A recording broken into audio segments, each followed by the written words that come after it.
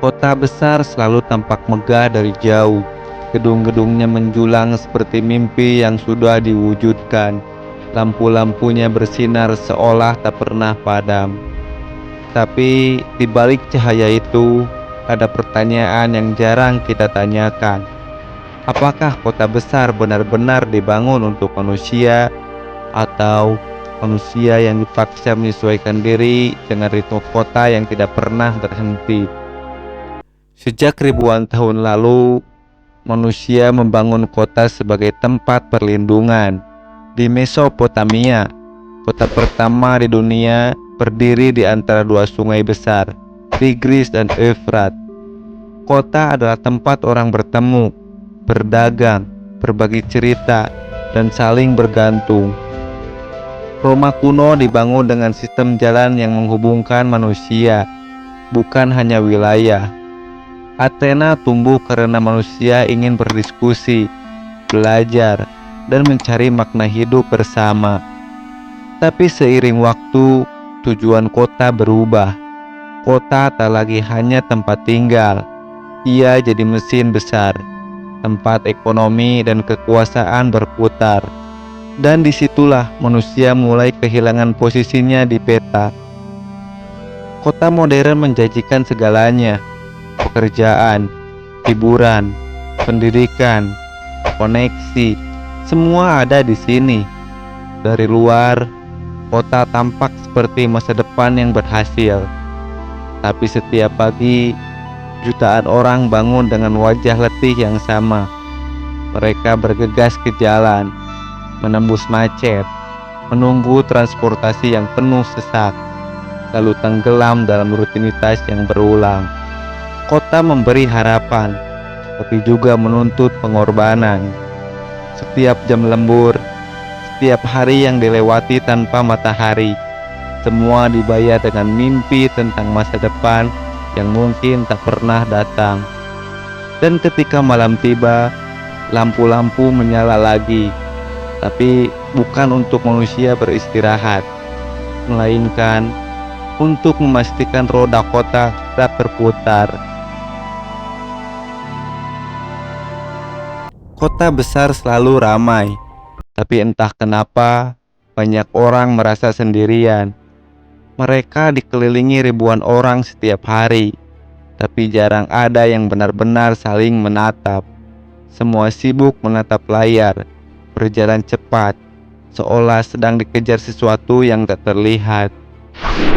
Penelitian di banyak negara menunjukkan tingkat kesepian di kota besar meningkat drastis. Bukan karena kurang teman, tapi karena koneksi yang kita punya semakin dangkal.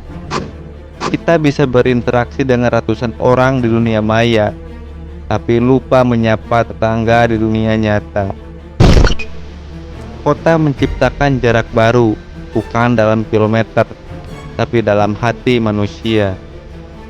Di balik gedung tinggi dan jalan bersih, ada cerita yang jarang kita dengar. Banyak kota besar dibangun atas pengorbanan. New York misalnya. Central Park yang indah itu dulunya adalah komunitas Afrika Amerika bernama Seneca Village. Mereka digusur tanpa ampun demi taman kota yang sekarang jadi ikon dunia. Tokyo yang megah pernah meminggirkan kawasan tua dan warganya demi modernisasi. Jakarta, kota yang tak pernah tidur, juga dibangun dari jutaan kisah penggusuran dan banjir yang tak berkesudahan.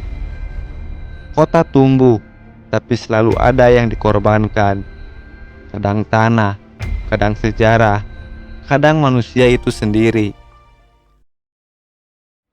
Kota modern memang seperti mesin raksasa. Ada listrik, kendaraan, sistem data, dan jutaan pekerja yang harus bergerak serempak.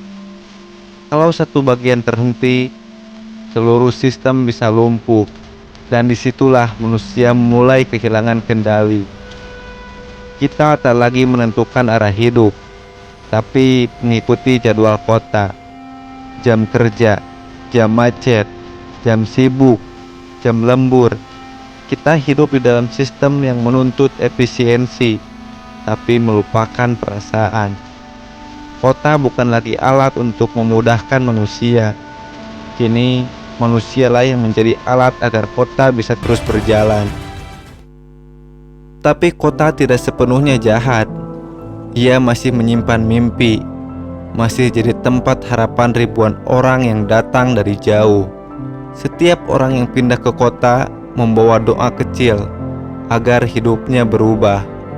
Namun setelah beberapa tahun, banyak yang sadar kota memang bisa memberi segalanya, tapi juga bisa mengambil segalanya dengan cepat. Waktu, tenaga, bahkan jati diri. Di balik gemerlap lampu dan suara lalu lintas, kota punya wajah lain. Wajah yang diam, letih, dan mungkin kehilangan makna. Mungkin kota besar memang bukan tempat yang diciptakan untuk manusia. Kita hanya kebetulan hidup di dalamnya, mencoba bertahan sambil mencari makna di antara beton dan cahaya. Tapi selama kita masih bisa menatap langit di sela-sela gedung, selama masih bisa menolong satu sama lain di tengah hiruk pikuk, mungkin masih ada sedikit ruang manusia di dalam mesin raksasa ini. Karena pada akhirnya, kota bukan tentang gedung atau jalan, tapi tentang siapa yang berani tetap menjadi manusia di dalamnya.